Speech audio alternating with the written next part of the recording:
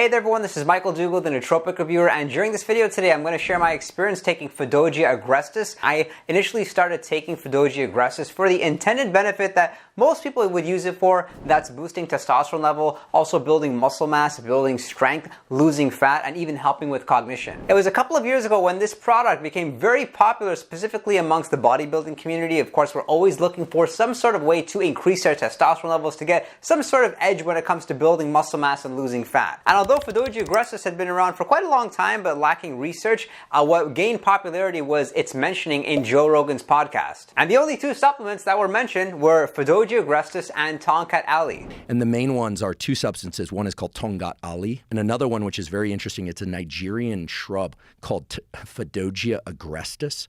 Fadogia will actually make the testes grow.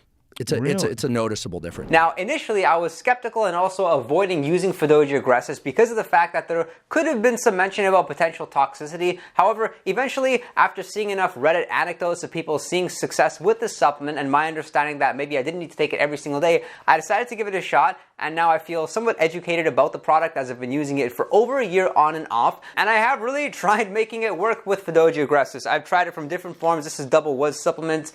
This is NFS supplements. I've also tried it in Gorilla Minds product because they had a combination of both Tongkat Ali and Fadogia Agrestis. Though I don't think I'm going to continue taking Fadogia Agrestis, specifically because of the fact that I don't feel like it's working as well as it initially did. Now, when I initially started taking Fadogia Agrestis, I wasn't in love with it, but it was okay because of the fact that cognitively I noticed that I was overthinking a whole lot less, and that's typically what happens with me. Most natural testosterone boosting supplements do have some sort of marginal effect that I can actually notice. For example, deeper sleep, better strength, sometimes building muscle or losing fat a bit easier. And then with the help of proper diet, proper exercise, and supplementation, I've been able to have pretty much healthy, you can say medium to low testosterone levels. But because I was exposed to Tongkat Ali beforehand, I found Tongkat Ali better, also seems safer. Tongkat Ali is a supplement I've talked about in this video over here. It doesn't really help you cognitively, but I definitely could feel some of the signs of having higher testosterone levels when I was using Tongkat Ali. And it was my expectation that Fadogia Agrestis would be better, but it really wasn't. The really tricky and vague thing is the dosage with Fadogia Agrestis. So I initially started off quite low at 200 milligrams once a day, then I boosted up to 400 milligrams once a day, then even 600 milligrams once a day, and I still really didn't notice anything working. Fadogia is usually taken at about 600 milligrams. Some of the other reasons people may use Fadogia Agrestis outside of weight training and building strength would be having clearer skin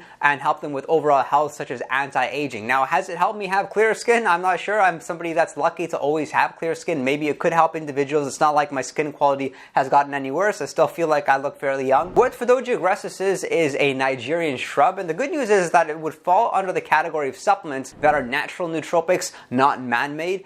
Some example of man-made nootropics could be things like the racetams, could be modafinil or Adderall, of course. So I'm a little bit more comfortable taking nootropics that would be, for example, amino acids, would be grown somewhere, would be a herb. If you've ever heard me talk about yohimbine is often used for losing fat, and yohimbine is actually contained in Fadogia Agrestis. We basically have no studies on humans whatsoever. We have studies on rats, and then people can conclude that, okay, it worked on rats, does it work on humans? Sometimes it does, sometimes it doesn't. Though what should give people comfort in trying Fadogia Agrestis is the fact that there are quite a few anecdotes out there now, versus a couple of years ago there wasn't too much information out there, but now a lot of people have actually reported their blood work showing somewhat of a difference after using Fadogia Agrestis after a month. I've commonly seen increases by 5 to 20%. However, what most people probably don't realize when it comes to measuring their testosterone is that you're going to have to increase it in a lot of cases 50% plus to actually notice it doing something, and then you have to ask yourself, is this even worth your money? And I've seen quite a few people mention the fact that it's helped them with their sleep quality, maybe even helped them be more aggressive or intense at the gym, which are good signs. Though I suspect that some of these individuals that make these claims were probably individuals that maybe had lower testosterone levels, because trust that when you have low testosterone, you can notice any sort of benefit. Having low testosterone, it's a scary place. You overthink a lot, everything seems slower, and it can be awfully unproductive because you'll have ideas that you want to execute on,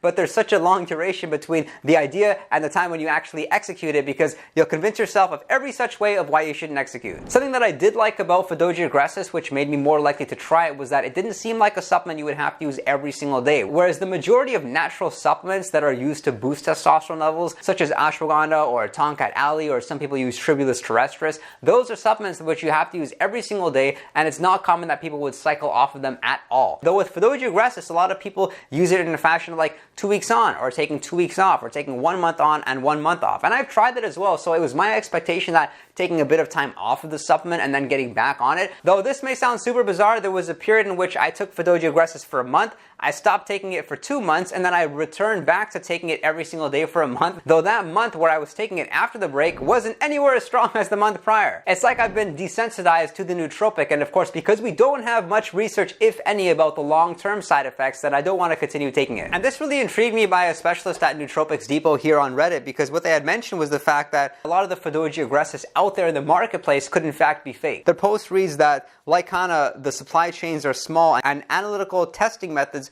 oftentimes are lacking. For example, as far as we are aware, a botanical reference material does not exist for Fadogia Agrestis. This means there is no way of verifying whether it really is or isn't Fadogia Agrestis. After Fadogia Agrestis was hyped up on the Joe Rogan podcast, all of a sudden lots of different vendors magically had it in stock. The likelihood of real Fadogia magically popping up all over the place is quite unlikely. So long story short, Fadogia Agrestis is still a bit of a mystery plant, and there are some indications that it could be toxic. Combine this with the fact that the Fadogia Agrestis currently on the market is more than likely just some random plant and not actually Fadogia Agrestis, and you've got my perfect recipe for something I'm going to steer clear of for the time being. And the toxicity claims are something which have made Fadogia Agrestis, of course, very controversial. I'll point out this study over here as well, where kidney damage or potential kidney damage could be associated to taking higher doses of Fadogia Agrestis. Now, this is problematic because any individual that's not seeing results with Fadogia Agrestis is going to think that they should be taking more. Well, more is not always going to be better. And then in this follow-up study done in 2008, what they had found was that after giving Fadogia Agrestis to rats over the course of about a month,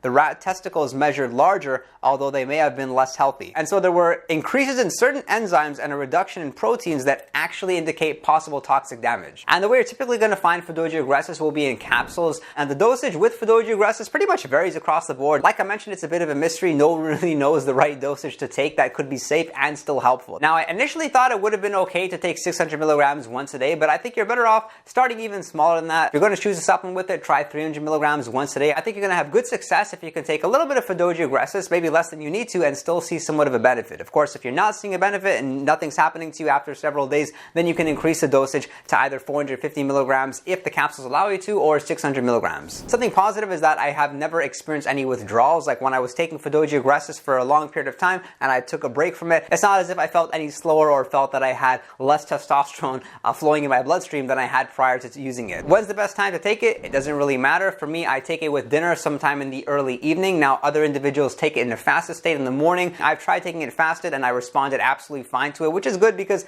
some supplements out there you wouldn't want to take in a fasted state, whereas Fadogia Agrestis, it's pretty flexible. And I really hope you found this information helpful. If you did, consider subscribing, drop a like, share your feedback about Fadogia Agrestis in the comment section below, or is there another nootropic supplement that you would recommend for improving your testosterone levels and building muscle? And if you'd like to chat with me one-on-one, you can do so over on Patreon or send me a direct message to my Instagram. And don't forget to visit our Discord server, which has a 24/7 chat room. We're answering questions in a time-sensitive fashion. I thank you for your interest in nootropics and look forward to seeing you next time.